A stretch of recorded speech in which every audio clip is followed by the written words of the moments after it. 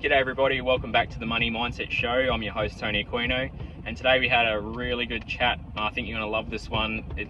We had a good discussion about what inflation is, how the fractional reserve system works, fiat money, and we're talking about asset prices. We're talking about how to get your mortgage down. This is like the follow-on part 3 to the first 1 and 2 parts, how to pay your mortgage down and how to understand your mortgage. This is like the third part series where we're sort of trying to change our mindset on let's take on debt, let's not pay it off to pay. This sounds crazy. We're going to take on more debt to pay it off. So it's a good probably half an hour podcast or half an hour episode. So if you like this content, then hit the like button, share, subscribe, and share it with your friends. And this is a really good one. So I hope you guys enjoy it, and I'll see you guys on the other side. G'day everybody, welcome back to the Money Mindset Show. Today we're going to delve into, on this this rainy drive, I'm going to be delving into the third part series of paying off your mortgage. If you watch part 1 and 2, then this may or may not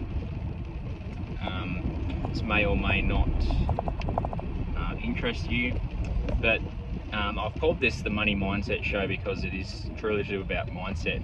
Now, before I get into the whole numbers and mortgages and stuff, if you're interested in not paying your mortgage off, which is very counterintuitive, then this might be the episode for you, where you're going to delve into why you wouldn't want to pay your mortgage off. But to first understand that, we have to take a bit of a trip down memory lane or history lane a little bit. Try not to bore you with too many facts, but a lot of people don't understand what money actually is. So this is going to be quite an interesting sort of brain tickler. So for anyone that is keen to think outside the box and you haven't clicked off yet, because I probably sound someone that's talking about not paying their mortgage off, and then just on the previous episode watched on how do you pay your mortgage off, then it doesn't make a lot of sense on someone saying don't pay your mortgage off to pay your mortgage off. So you sound like a bit of a crazy person. But basically no one actually knows what money is. So money can just be there's plenty of books on this. Actually, I'm not going to spend too much time. If you want to do the research and actually learn about what money is, there's plenty of books. There's one from Lawrence Lepard. It's called The Big Print. I'm going to leave all these in the description below. Another one is, The Bitcoin Standard. And this, people might think that that's it's a crypto book and this and that. I've just finished listening to on audiobooks the Bitcoin Standard from Safety and Amos. The base of that book is that's about 12 or 13 chapters. The first 8 or 9 chapters has nothing to do with that Bitcoin or cryptocurrencies. It's pretty much about the history of money and what it was used for, what used to be used for money before gold. They were talking about used to be shells and beads and all sorts of things. So if you have to understand money and why you're you've got these debts and you're trying to pay them off and all these things, and why it seems like everything's getting more expensive, you have to first understand how the system works before you can actually try to one up it. So I'm not going to delve into that, but if you want to go down the history of money, which I strongly recommend you do, if you want anything to do with trying to get ahead or trying to even just pay your mortgage down, you have to understand what money is before you can understand how to use it, how it can benefit you, how it can crush you, and all that. So the way that I won't bore you too much with the history, but money from say 1914, there was the thing basically called fractional reserve banking that has been in the system from then onwards, and it's evolved over time. But essentially, fractional reserve banking is you're borrowing into the future, and this is why this is important to understand when you're trying to learn how to pay debt off a quicker way, or even to just understand what it is. So the way that the system works is, and if you understand fractional reserving, please skip ahead.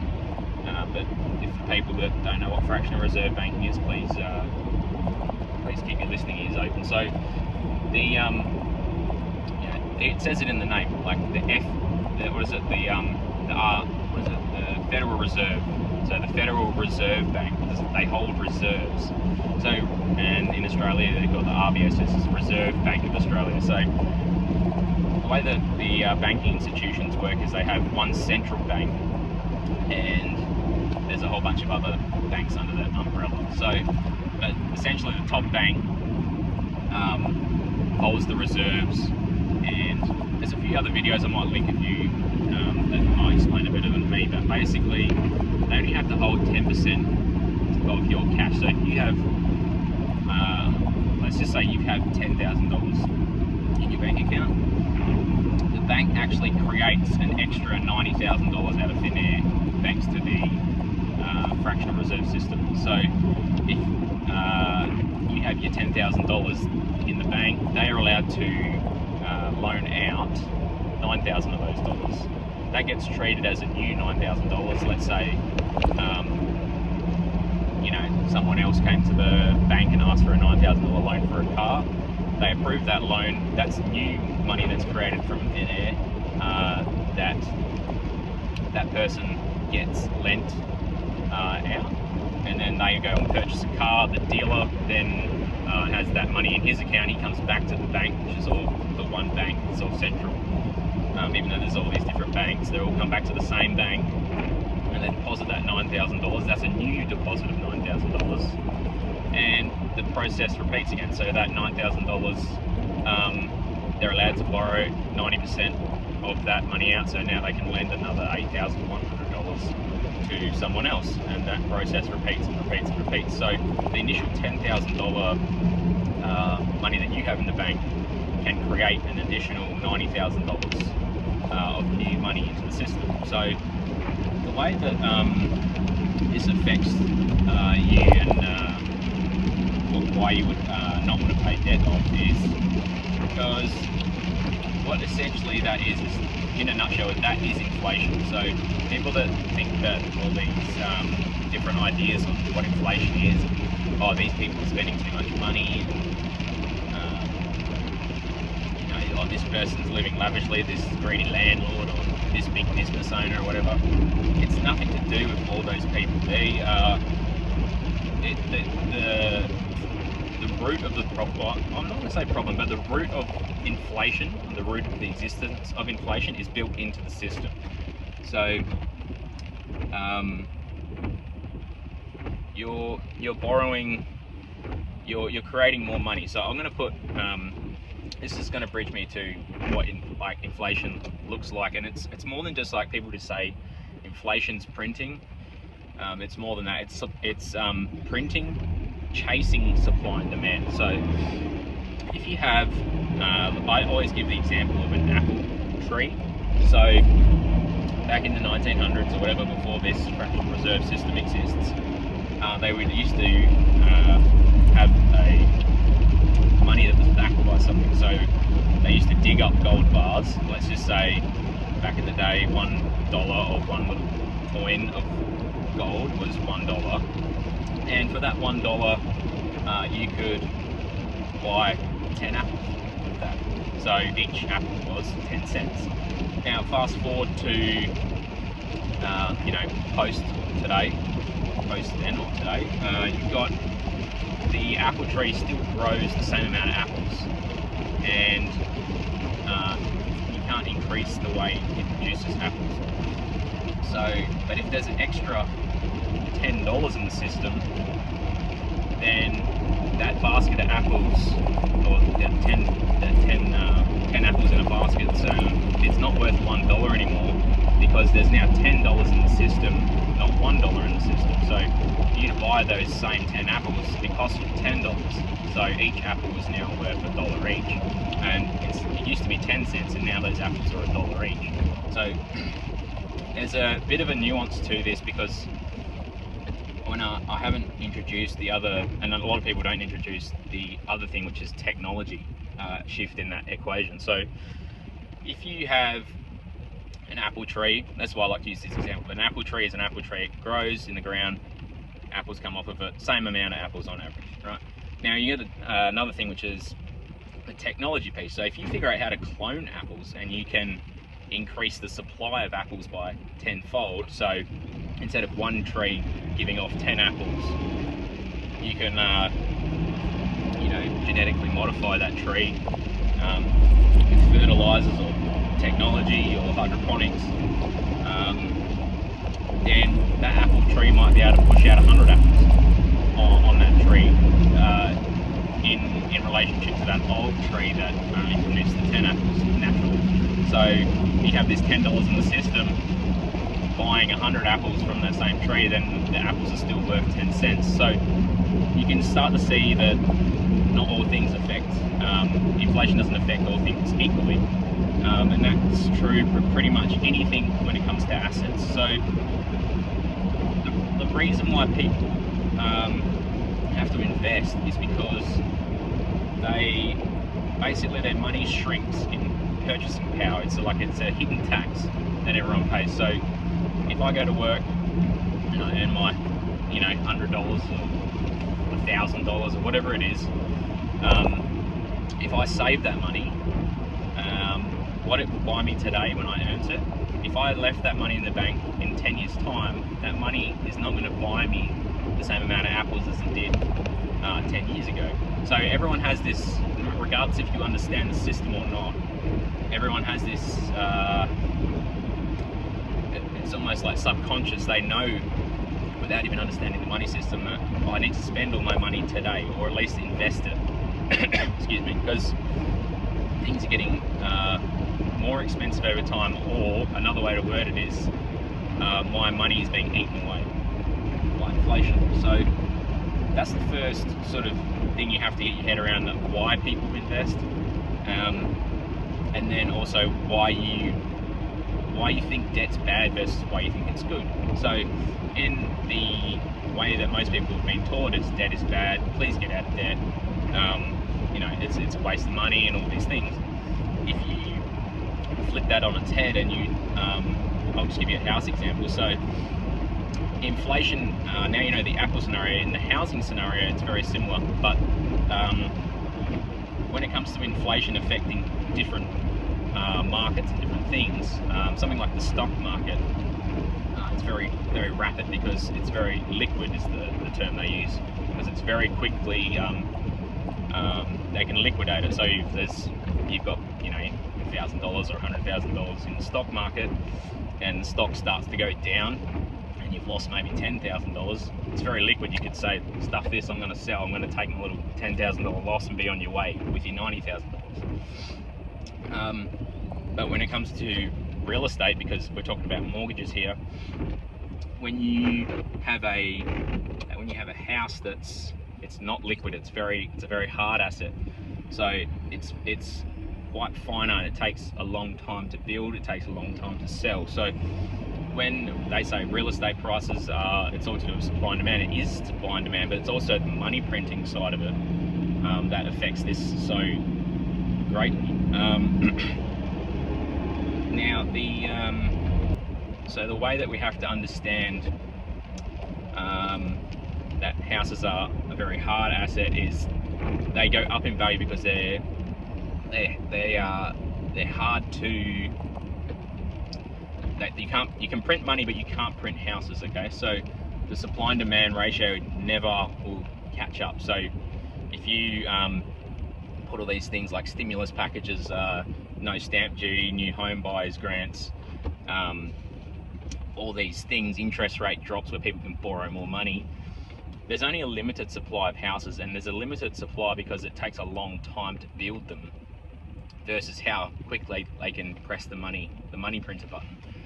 So the money printing will forever chase the same amount of houses, which is the same example as this. The money will be chasing the same amount of apples. So you just need more of those dollars to buy the same thing. That's what inflation is. So when it comes to debt, knowing that and trying to flip your mindset about what debt and why you would not want to pay your mortgage off. Now think about a house example. So let's say a house today, it isn't 500,000, but for this example I will use it. A $500,000 house today, and let's just say you could borrow 100% of that money and have a $500,000 debt.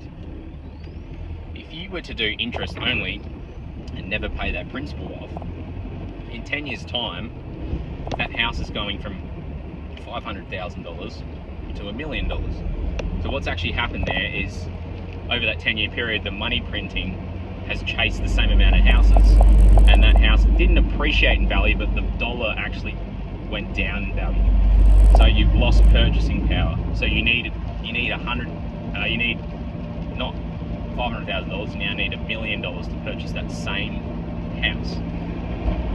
So the way that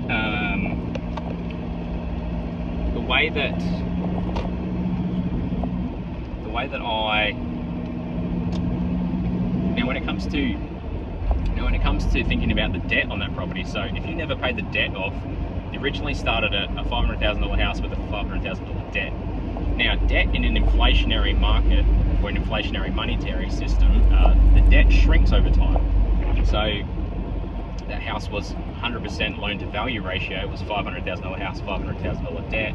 Now in 10 years time, that it's the same debt, you never paid it off, you never even attempted to pay it off, but that house is now worth $1 million.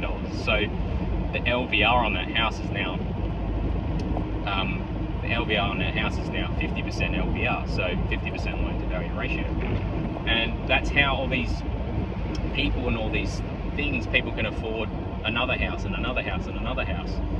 So the money printing actually makes the house go up in value, or it's actually the dollar going down, but people assume that they're getting wealthier because their house is going up in value.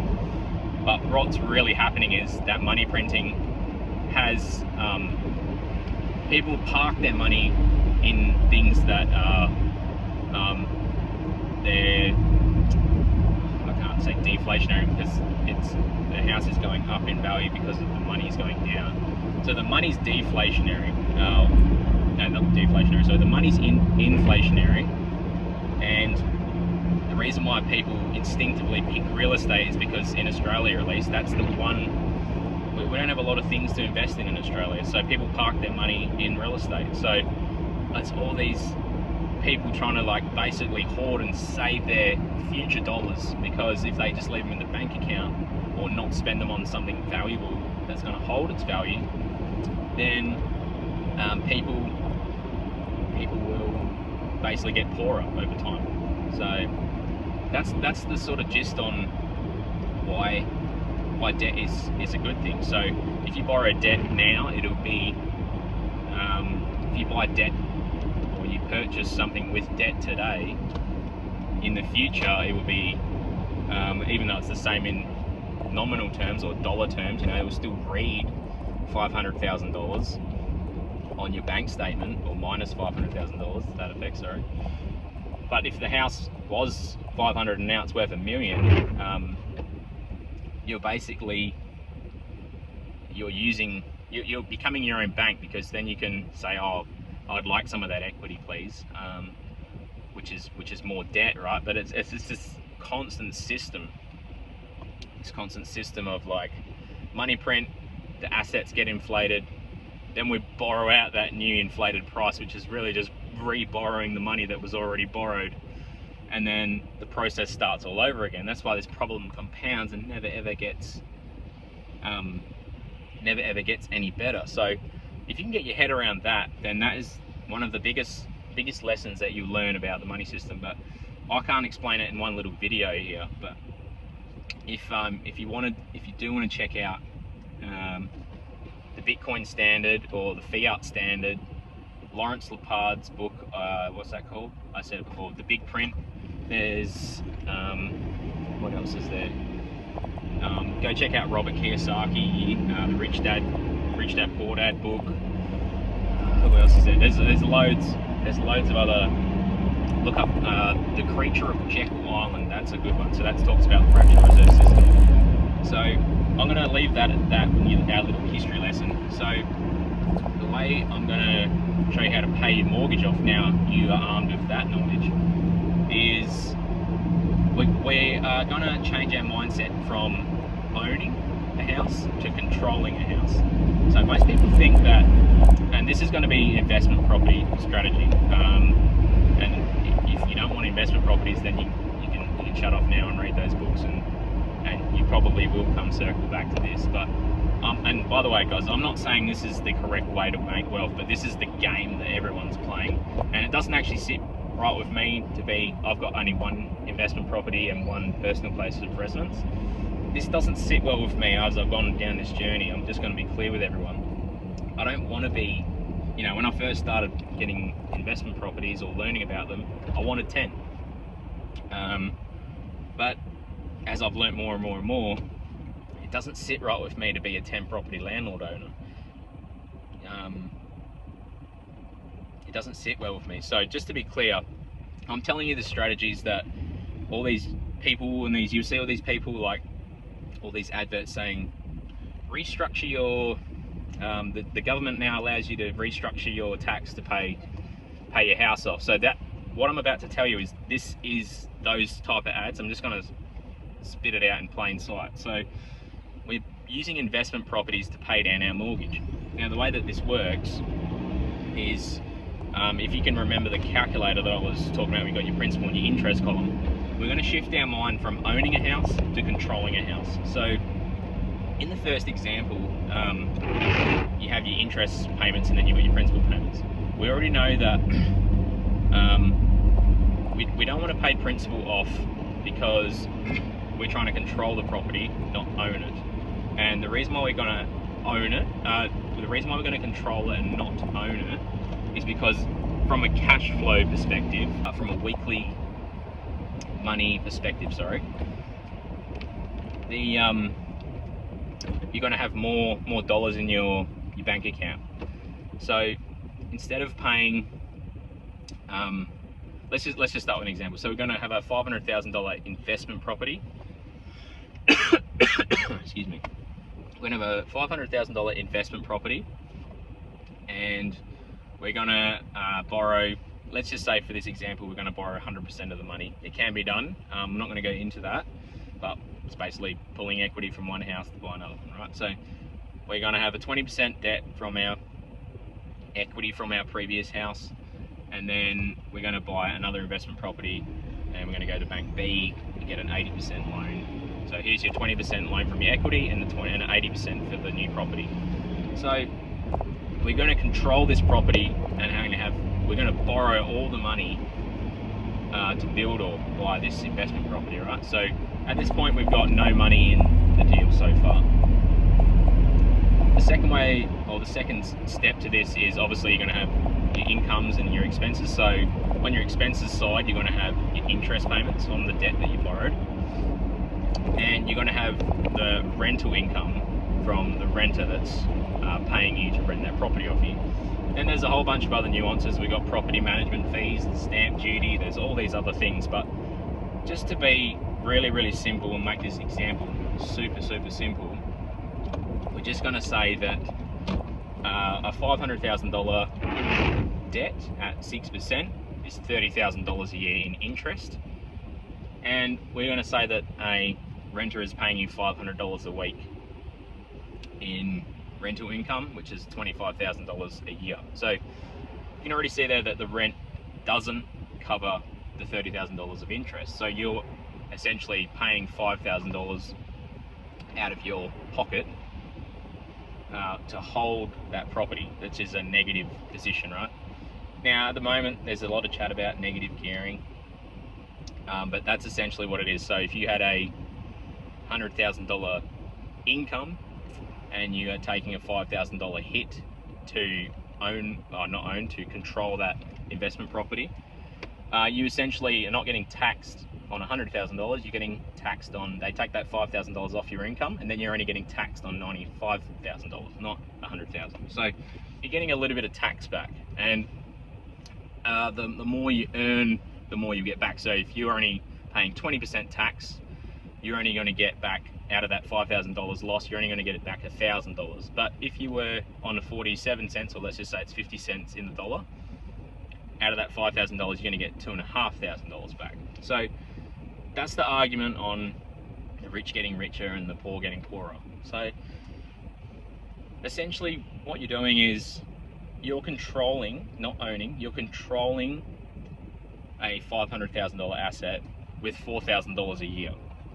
So that can be negative if you buy in the wrong location, or you're not doing your due diligence on what kind of property you buy.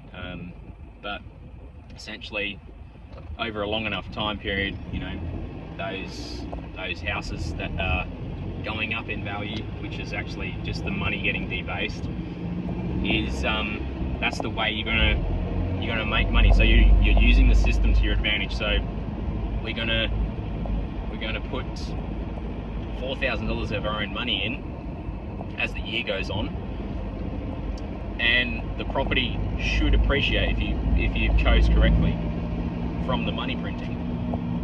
So let's just say the house goes up 5%. So that house, when you bought it, was 500.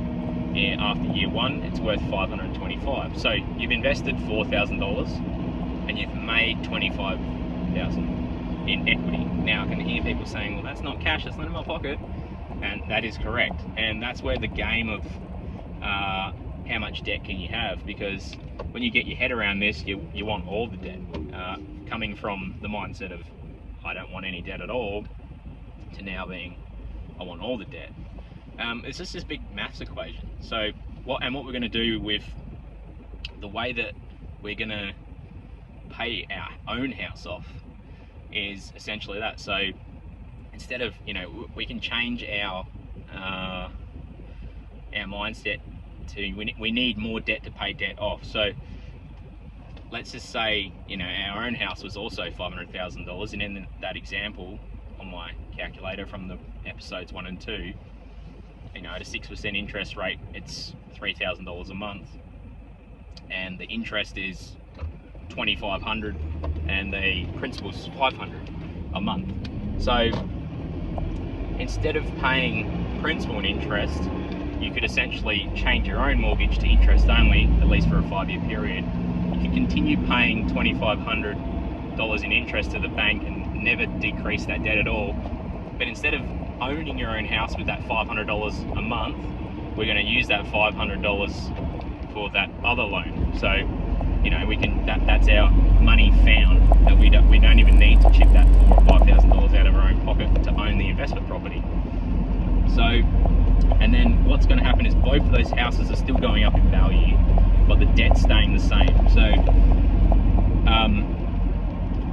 over time, you know, over a 5 or 10 year period, you might decide after 5 years, you know, the market still hasn't fully done its thing, the money printing hasn't funneled its way into your property, you can do it for another 5 years.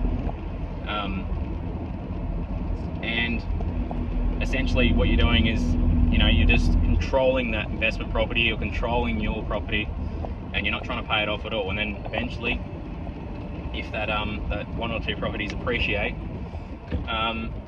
you know, in 10 years time that other one's doubled, you could sell it, you could pay some capital gains tax. You could pay some capital gains tax on that investment property, or you could sell yours, move into that one, and then sell it. There's a whole different array of options and strategies after that point. But essentially, what I'm trying to teach you guys is your mindset on debt being bad is the wrong way to think about it. The debt can allow you to basically, if you're trying to beat the money printing, the only way to beat the money printing is be the money printer. Okay, so that's in a nutshell, that's pretty much what that strategy is, and what at least I'm implementing.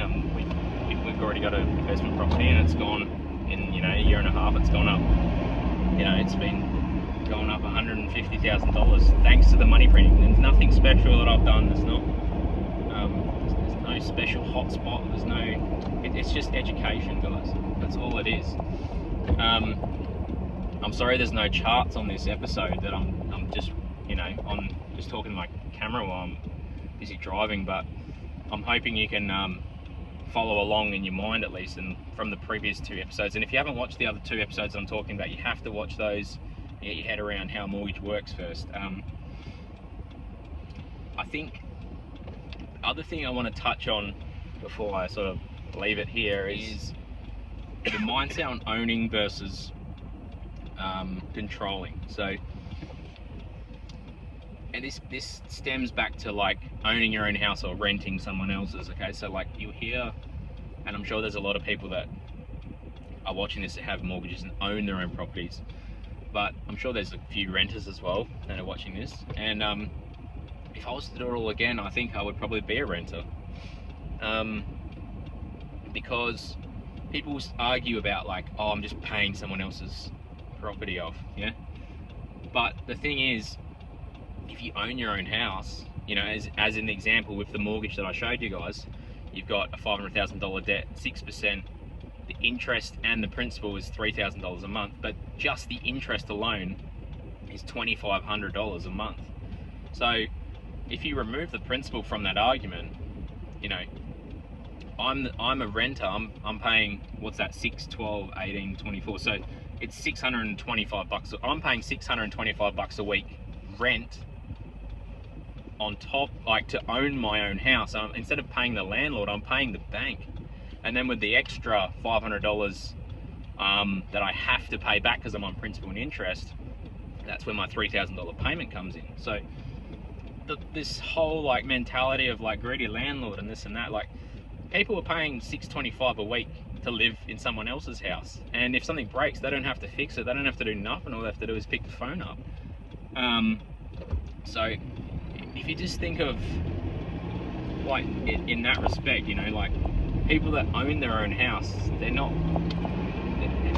winning, guys. Like they're the only people winning are the banks. Like they you know, you put your money in the bank, they lend it out 10 times, and then all that money chases all those assets and people trying to park their money. And that's why these people with, you know, 20, 30, 50, 100 houses, it's nothing to do with them being greedy. It's just, you know, they're trying to beat the boat as well. They're trying to park their money somewhere. If they had somewhere else they could park their money in, they would.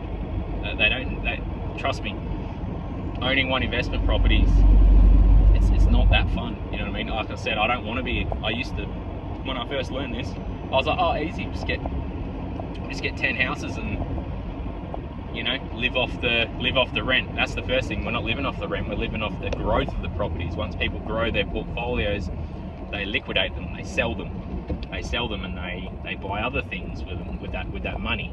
They're trying their best to, you know, get all those all that money printing, that they're trying to funnel it to them, you know. And I'm not, like I said, I'm not saying that that's the correct way. It doesn't necessarily sit right with me, but that's the game that people are playing. There is another out to this, and it is Bitcoin. I'm just going to say it straight out, but that's a different episode for a different day. But apart from that, yeah, owning and renting is, yeah, the owner is the renter as well, but they're just renting it off the bank. They're not renting it off a landlord. So anyway, I'm going to leave it there, guys. And yeah, if you haven't watched the other 2 episodes yet, then please, if you have a mortgage and you don't know how it works, or even if you think you know how it works, go check those videos out. They are a little bit painful. They're my first 2 episodes. Me and my wife recorded them, and yeah, they're a little bit painful. They're a little bit, if you feel that we're blabbering along too much, just skip forward a couple of minutes and wait till you see those graphs. And then once you see those graphs and the way the interest and principal and all those things are calculated, then you have a clear picture of what's going on from here. But just a disclaimer as well about the end of the video, like, none of this is financial advice. Please do your own research. This is just an education. This is just an education channel. and it's just purely just sharing my knowledge on what I've learned and what's out there on the internet, and basically seeing, you know, what people are saying, if it's true or if it's false, and I'm implementing some of these things, and yeah, that's about it. So, all right, hope that was helpful, and if you have any more questions, or I'm happy to answer them, just leave them down in the comments. Please like, subscribe, share, and I'll see you guys on the next one. See ya.